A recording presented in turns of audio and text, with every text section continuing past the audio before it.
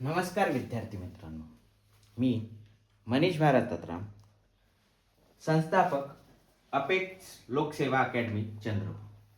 विद्यार्थी मित्रांनो, मागच्या लेक्चरमध्ये आपण MPSCच्या सिलेबसची एक्झामच्या पॅटर्नची ओळख करून घेतली होती। आजच्या आपण या लेक्चरमध्ये ग्रुप बीच्या पेपर सेटची इतिहासमधील प्रश्नांना सोडवणार आहे। बघा, पेपर सोडवण्याआधी एक गोष्ट लक्षात घ्या की इतिहास या विषयामधून आयोग नेहमी 12 ते 15 संख्यांमध्ये प्रश्न विचारत असतो। प्रश्न हे आधुनिक भारताशी आणि त्यासोबतच स्वातंत्र्य चळवळीमध्ये जे समाजसुधारकांनी आपले योगदान दिले त्या योगदानावरती प्रश्न विचारत असतो। तर विद्यार्थी मित्रांनो, वेळ वाया न घालवता आपण इथे प्रश्नांना बघणार आहोत। प्रश्न बघत असताना विद्यार्थी मित्रांनो, पहिला प्रश्न, भारतीय स्वातंत्र्य चळवळीत स्त्रियांना आणण्याचे कार्य प्रथम पुढीलपैकी कोणी केले? बघा विद्यार्थी मित्रांनो, विषयाची ओळख करत असताना बघून घ्या की इथे प्रश्न MCQ पॅटर्न मध्ये कशा प्रकारे विचारले जातात। पहिला प्रश्न, भारतीय स्वातंत्र्य चळवळीत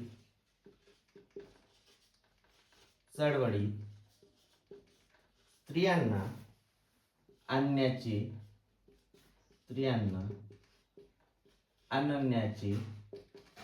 कार्य कोणी केले?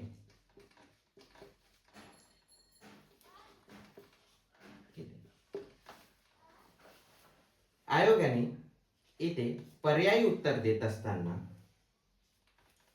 फुले, नायडू, सरोजिनी नायडू,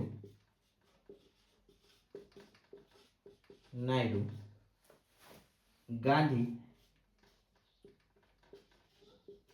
आणि ॲनी बेझंट। बघा विद्यार्थी मित्रांनो, भारतीय स्वातंत्र्य चळवळीत स्त्रियांना आणण्याचे कार्य कोणी केले? तर ते होते महात्मा गांधी। महात्मा गांधी यांनी स्त्रियांना आणण्याचे सर्वप्रथम कार्य केले। उत्तर महात्मा गांधी। विद्यार्थी मित्रांनो, तुम्ही सर्वांना मी आधीच सांगितलं होतं की तुमच्याकडे सिलेबस आणि MPSCचे PYQची प्रश्नपत्रिकाची प्रिंटआउट असणं गरजेचं आहे। इथे काही विद्यार्थ्यांकडे नसेल, त्यामुळे मी स्वतःच इथे प्रश्न लिहून आणि सॉल्व्ह करून देत आहे। तरी विद्यार्थी मित्रांनो, तुम्ही प्रश्नांकडे लक्ष देत चला आणि उत्तर समजून घ्या। तर इकडे दुसरा प्रश्न असा आहे, 1857च्या उठावानंतर इंग्रजी सैनिकाचे हिंदी सैनिकाशी ठरवलेले प्रमाण रिकामी जागा होते। बघा, यामध्ये 1857च्या उठावाबद्दल प्रश्न आलेला आहे। 1857च्या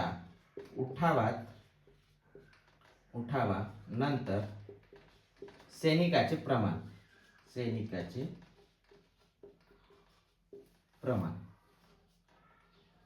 हिंदी, इंग्रजी सैनिक जी वर्सेस हिंदी सैनिकचे प्रमाण किती? तर ऑप्शन आहे 1:2, 1:3, 1:4, 1:5। तर विद्यार्थी मित्रांनो, 1857च्या ज्या प्रकारे आपल्याला उठाव माहीत आहे की 1857च्या उठावाला काही व्यक्तिगत कारणे होते, काही धार्मिक कारणे होते, तर काही राजकीय कारणे सुद्धा होती। तर 1857च्या उठावामध्ये ज्यावेळी हिंदी सैनिकांनी इंग्रजांशी जे युद्ध केले, त्याच्यानंतर प्रमाण ठेवले गेले होते 1:2। 1:2 हा प्रमाण ठेवण्यात आले होते।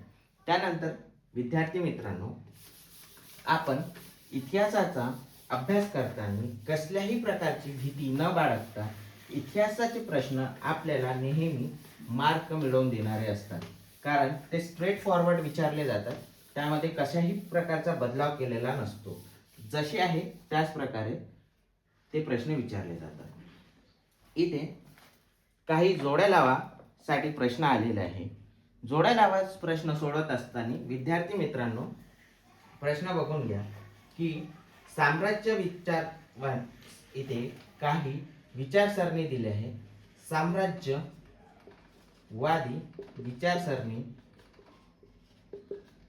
विचारसरणी कॅम्ब्रिज हा आयोगाने खूपदा रिपीट केलेला प्रश्न आहे. विचारसरणी राष्ट्रवादी विचारसरणी आणि साम्यवादी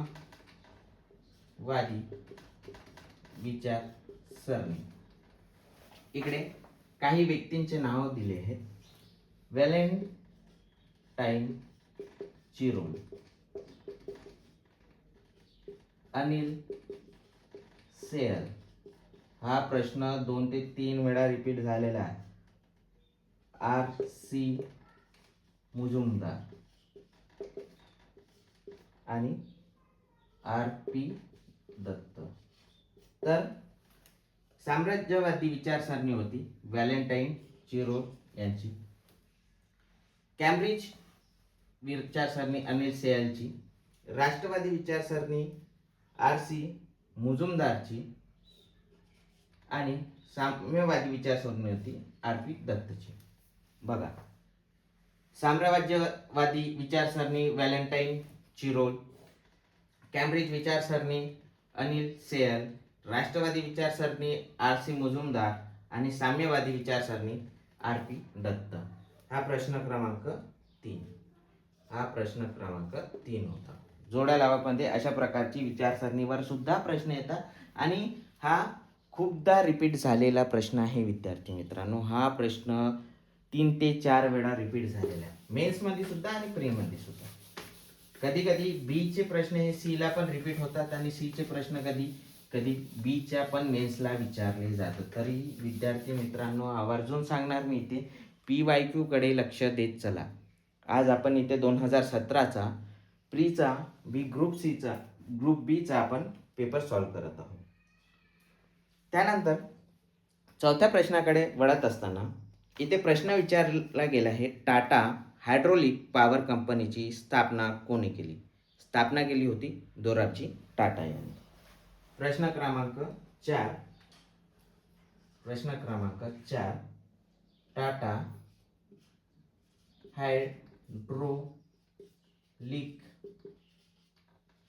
हायड्रोलिक पॉवर कंपनीची स्थापना कोणी केली? ऑप्शन आहेत दोराबजी टाटा, जमशेदजी टाटा, रतन टाटा आणि वीरजित टाटा. बघा, आयोग नेहमी पर्यायी उत्तरामध्ये आपल्याला फसवत असतो. विद्यार्थी मित्रांनो, तुम्ही परीक्षा हॉलमध्ये असल्यावरती, पॅनिक सिच्युएशनमध्ये असल्यावरती अशा काही पर्यायामुळे जे की सारखेच प्रकारे दिसले जातात, त्यावेळी तुम्ही चुकीच्या उत्तराकडे जास्त अट्रॅक्ट होण्याचे चान्सेस असतात आणि इथेच तुमचा मार्क कटतो. त्यामुळे प्रश्न नीट वाचणे, संयमाने वाचणे हे विद्यार्थ्यांच्या हिताचे असते. तर इथे टाटा हायड्रोलिक पॉवर कंपनीची स्थापना दोराबजी टाटा यांनी केली होती. दोराबजी टाटा यांनी टाटा हायड्रोलिक पॉवर कंपनीची स्थापना केली होती. त्यानंतर 5वा प्रश्न, 1789 मध्ये सुरू झालेले मुंबई प्रांतातील पहिले वृत्तपत्र कोणते? बघा, यावरती वृत्तपत्रांवरती आयोगाने प्रश्न विचारला आणि वारंवार विचारतो. त्यांचे संस्थापक कोण, कुठून सुरू झाला, कधी ते वृत्तपत्र सुरुवात करण्यात आली यावरती प्रश्न विचारत असतो आणि हा आयोगाचा सर्वात फेवरेट टॉपिक आहे. विद्यार्थी मित्रांनो, न्यूजपेपरकडे दुर्लक्ष करून चालणार नाही. तर प्रश्न कशा प्रकारे आहे, 1789 मध्ये बॉम्बे किंवा मुंबई प्रांतातील पहिले वृत्तपत्र कोणते? ऑप्शन आहेत विद्यार्थी मित्रांनो, बॉम्बे गॅजेट, बॉम्बे कुरियर, दर्पण आणि बॉम्बे हेरॉल्ड. जेम्स हिकी यांचे बॉम्बे हेरॉल्ड. तर विद्यार्थी मित्रांनो, 1789 मध्ये मुंबई प्रांतातील पहिले वृत्तपत्र कोणते? तर बॉम्बे हेरॉल्ड. जेम्स हिकी यांचे बॉम्बे हेरॉल्ड. विद्यार्थी मित्रांनो, कंपनी कोणी स्थापन केली यावरती पण प्रश्न, वृत्तपत्र यावरती पण प्रश्न आयोग नेहमीच विचारत असतो.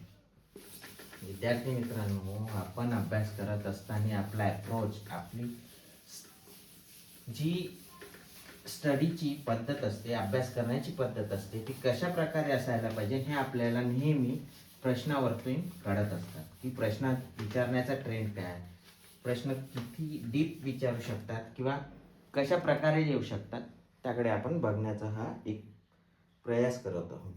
त्यानंतर प्रश्न क्रमांक 6 वर वळत असताना 1872 मध्ये एका पठाणाने अंदमान बेटावर यांचा खून केला.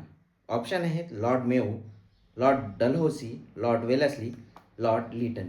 इथे गव्हर्नर जनरलवरती पण प्रश्न आलेला आहे. आपण बघू शकता. प्रश्न क्रमांक 6, 1872 मध्ये एका पठाणाने अंदमान बेटावर यांचा खून केला. ऑप्शन आहेत लॉर्ड मेयो, लॉर्ड डलहौसी,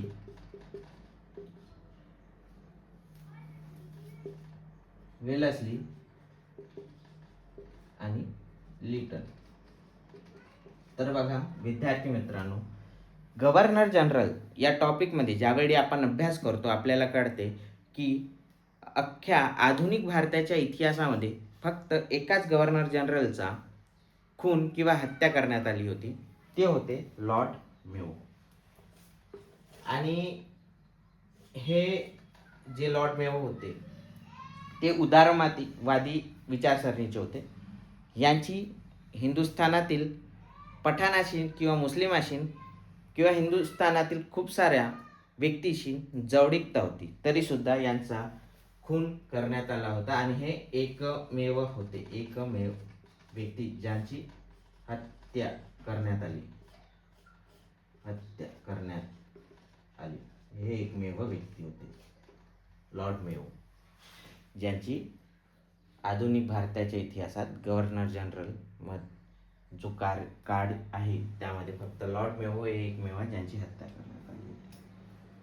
विद्यार्थी मित्रांनो, मी आवर्जून सांगेल की तुमच्याकडे अशा प्रकारे प्रिंट आउट असणे फार गरजेचं आहे, जेणेकरून तुमच्या समोरून डोळ्यासमोरून हे प्रश्न जातील आणि तुम्ही त्याला सॉल्व्ह करणार.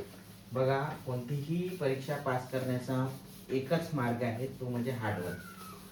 जितका तुम्ही अभ्यास करणार, अभ्यासाला एक योग्य दिशा देणार, त्यानुसार तुमचा स्कोर आल्याशिवाय राहणार नाही. विद्यार्थी मित्रांनो, प्रश्न क्रमांक 7 कडे वळत असताना रिकामी जागा यांच्या मते वेद हे अपौरुष नाहीत. ऑप्शन आहे महात्मा गांधी, लोकमान्य टिळक, महात्मा फुले, दयानंद सरस्वती. उत्तर येणार महात्मा फुले.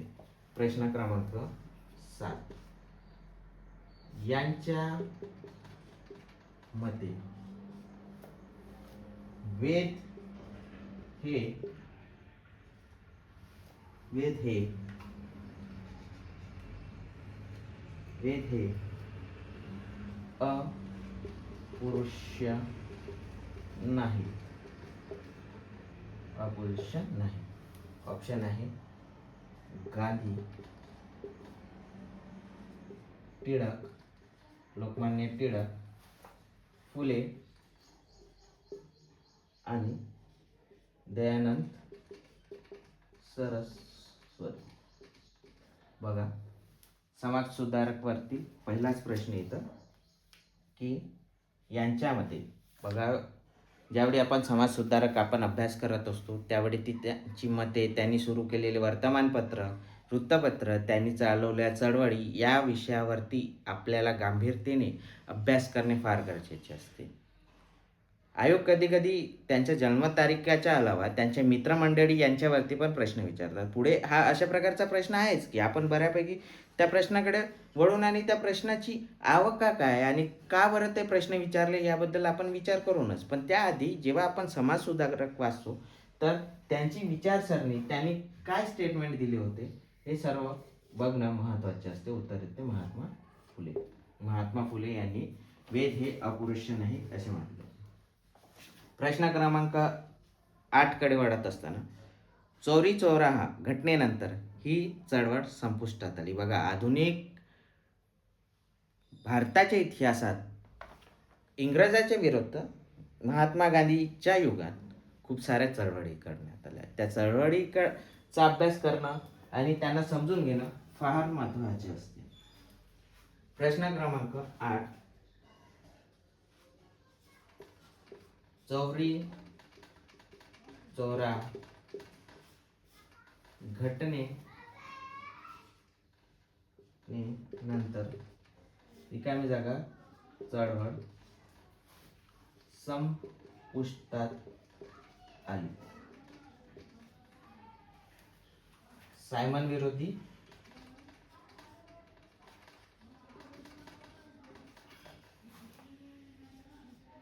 सविनय कायदेभंग,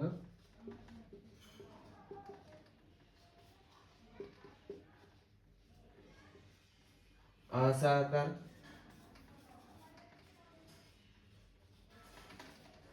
चळवळ आणि भारत छोडो ही 1942 ची होती. तर हा तर प्रश्न येतच नाही. आणि ही जी चळवळ होती ती 1920च्या कालावधीमधलीच असावी. असहकार चळवळ ही चौरी चौराहा घटनेनंतर संपुष्टात आली. असहकार, कोणत्याही प्रकारचा सरकारला सहकार करायचा नाही हा उद्देश होता.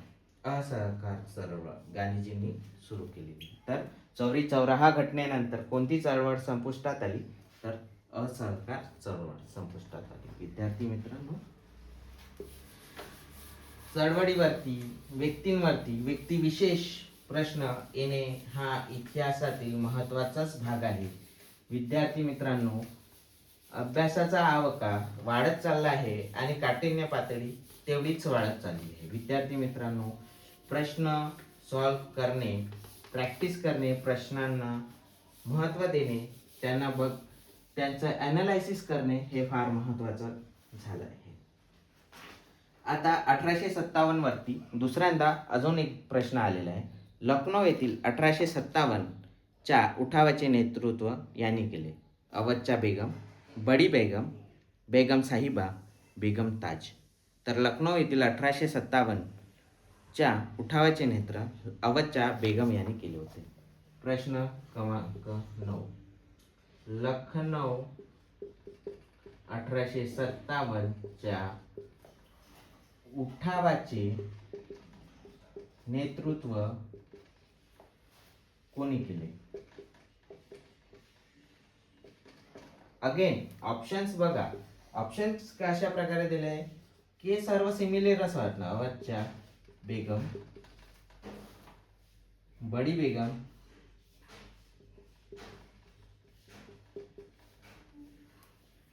बेगम साहिबा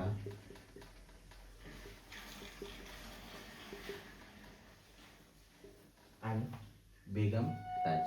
बघा, ज्या प्रकारे मी आधीच सांगितलं होतं की आयोग विद्यार्थ्यांना फसवण्याची कोशिश करत असतो, प्रयत्न करत असतो. विद्यार्थ्यांना संयम बाळगून प्रश्न वाचणे फार महत्त्वाचे असते. इथे उत्तर येणार अवधच्या बेगम.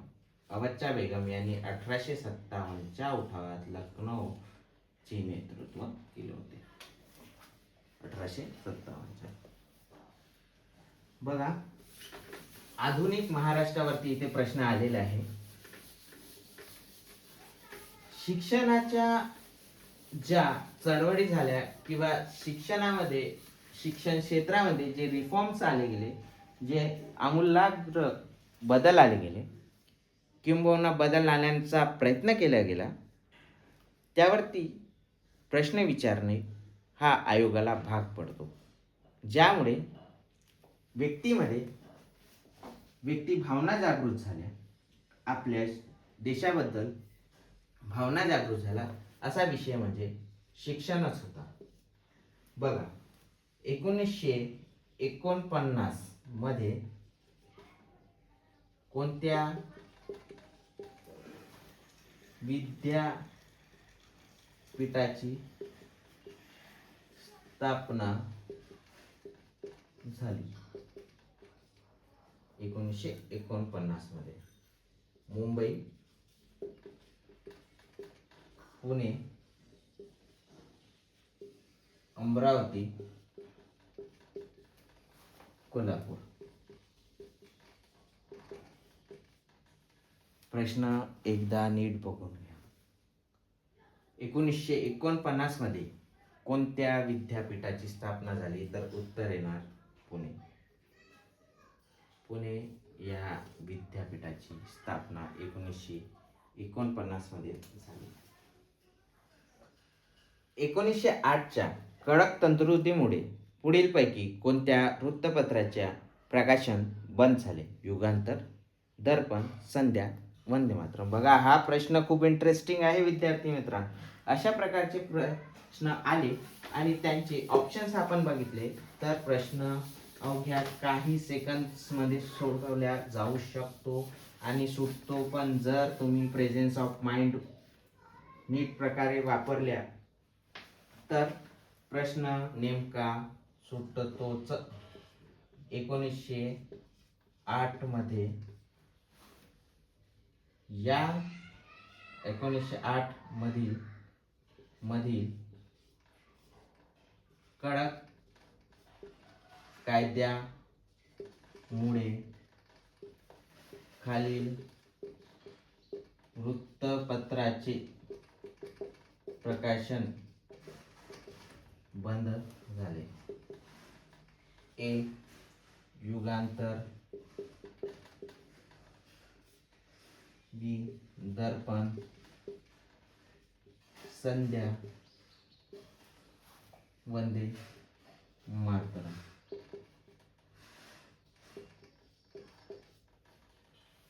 पर्याय क्रमांक 1 ए, बी, सी. पर्याय क्रमांक ए, सी, डी. पर्याय क्रमांक ए, डी आणि पर्याय क्रमांक सी, डी. बघा विद्यार्थी मित्रांनो, अगर एलिमिनेशन मेथड जर वापरली तर हा दर्पण जो आहे इथेच कट होतो आणि प्रश्न सुटतो विद्यार्थी मित्रांनो. तर उत्तर काय येणार? आयोग कधी वेळा विद्यार्थ्याच्या हिताचे प्रश्न देतातच. उत्तर येणार युगांतर, संध्या आणि वंदे मातरम यांचे 1908च्या कायद्यामुळे वृत्तपत्राचे प्रकाशन बंद झाले होते. विद्यार्थी मित्रांनो, प्रश्न क्रमांक 12 कडे वळत असताना इथे शेवटचा प्रश्न क्रमांक 12 2017च्या प्रीचा आपण अभ्यास करत आहोत. ब्रिटिश साम्राज्यशाहीने कोणत्या कायद्याखाली ईस्ट इंडिया कंपनीकडून भारताचा राज्यकारभार हाती घेतला? पर्याय क्रमांक पहिला Indian council act 1909, Indian council act 1861, government of India act 1858, government of India act 1935. बघा, साम्राज्यवादी काळात ज्यावेळी इंग्रजाचे भारतावरती वर्चस्व होते, त्यावेळी काही आमूलाग्र बदल आणण्यासाठी कायदे पार्लमेंटकडून पारित करण्यात आले आणि त्याच कायद्यांच्या नुसार भारतातील शासन कार्य करत असे. तर विद्यार्थी मित्रांनो, प्रश्न क्रमांक 12, प्रश्न, ब्रिटिश साम्राज्यशाहीने कोणत्या कायद्याखाली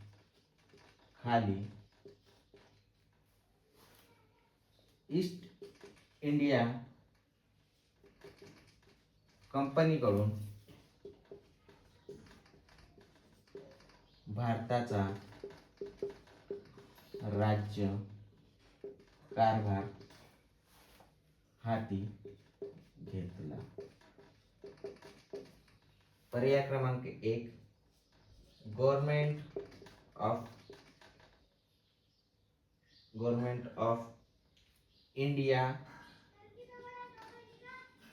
ॲक्ट 1858, पर्याय क्रमांक 2, इंडियन कौन्सिल ॲक्ट 1909, पर्याय क्रमांक इंडियन कौन्सिल ॲक्ट 1861 हा महत्त्वाचा कायदा आहे, आणि गव्हर्नमेंट ऑफ इंडिया ॲक्ट 1935 हाही महत्त्वाचे. बघा, इथे महत्त्वाचे कायदे जे आहेत ते पर्यायामध्येच दिले आहे, पण प्रश्नाच्या अनुषंगाने काय विचारले आहे की ब्रिटिश साम्राज्यशाहीने कोणत्या कायद्याखाली ईस्ट इंडिया कंपनीकडून भारताचा राज्यकारभार हाती घेतला? तर उत्तर येणार गव्हर्नमेंट ऑफ इंडिया ॲक्ट 1858. 1858 हे या प्रश्नाचे योग्य उत्तर आहे. विद्यार्थी मित्रांनो, याच प्रकारे 2017 ग्रुप बीचा इतिहासचा पाठ इथे आपण कव्हर केला आहे. पुढच्या लेक्चरमध्ये आपण पॉलिटीचे प्रश्न बघूया. तोपर्यंत धन्यवाद.